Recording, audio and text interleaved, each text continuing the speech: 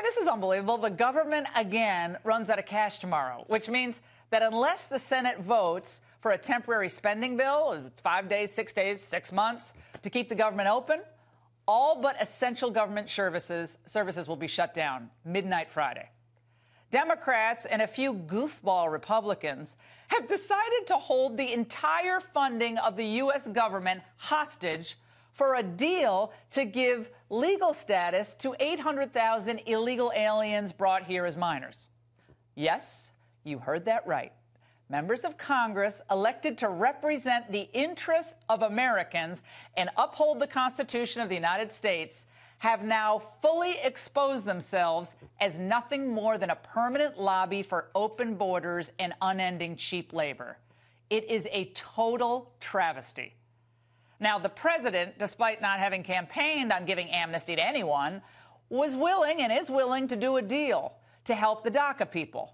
But he required a few basic concessions from the party out of power, the Democrats, like ending chain migration and the visa lottery and funding the wall that he promised to build. Democrats, not the president, walked away from the bargaining table in an attempt to force his hand.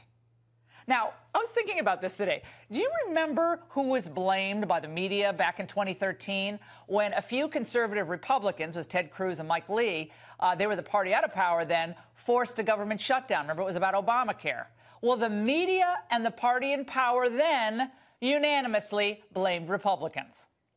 The president drew a firm line that he's not going to that he will negotiate, right, but he's not going to do it until after he gets both a clean CR that extends the government funding, reopens the government, and raise the debt limit. I'm really afraid that these yahoos are going to send us right over the cliff. What we're not for is negotiating with people who have a bomb strapped to their chest.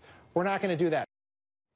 Well, they were following the narrative set by the head of the party in power back then, President Barack Obama. When you have a situation in which a faction is willing potentially to default on U.S. government obligations, then we are in trouble. And if they're willing to do it now, they'll be willing to do it later. Oh, a faction. It was a faction. Well, we have a faction now. Chuck Schumer, Dick Durbin, Lindsey Graham. Well, it turns out that Republicans weren't really hurt all that much in the 2014 midterms by that shutdown, as many predicted. And the only thing most people remembered about the Ted Cruz filibuster was this. Say, I like green eggs and ham. I do. I like them, Sam, I am. I sometimes play that to my kids at night, puts them right to sleep. I mean, Democrats here, though, in this certain case, I'm telling you, they are playing with fire. And we're seeing a little movement tonight by Chuck Schumer. We'll get to that in just a moment.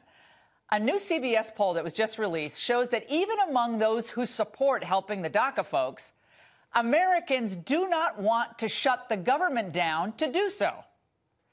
And by the way, even with all the media disinformation out there about what chain migration is, more Americans think immigration should be based on merit more than family ties. Second cousin twice removed, aunt, uncle, you know the drill. Well, all of that is good news for Trump. So you know what I say? I say it's time to call their bluff on this. Republicans shouldn't be cowed at all. They shouldn't be worried about a government shutdown. I say let the Democrats take their stand and force a shutdown of the government for illegal immigrants. Then the American voters will finally see once and for all what the Democrats and amnesty fanatics really think. That the hopes and well-being and dreams of American citizens just aren't as important as the potential votes that they're going to get by an influx of illegal immigrants.